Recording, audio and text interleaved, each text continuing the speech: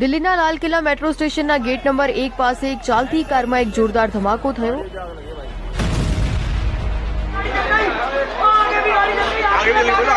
આ અકસ્માત સોમવારે સાંજે 6:52 વાગે થયો હતો, જેમાં 2 મહિલાઓ સહિત 9 લોકો માર્યા ગયા હતા અને 24 લોકો ઘાયલ થયા છે. 2 મૃતદેહોની ઓળખ થઈ છે. વિસ્ફોટના કારના પાછળના ભાગમાં થયો હતો, જેમાં નજીકની 6 કાર, 2 ઈ-રિક્ષા અને એક ઓટો બળી ગઈ હતી. તો બ્લાસ્ટ પછીના સીસીટીવી ફૂટેજ પણ સામે આવ્યા છે, જેમાં લોકો ડરીને ભાગતા જોવા મળે છે. धमाका इतना तीव्र था कि मलबा आप यहाँ पर जमीन पर जगह जगह पर पड़ा हुआ देखेंगे, वहां से उछल कर मलबा इतनी दूर पहुंचा है.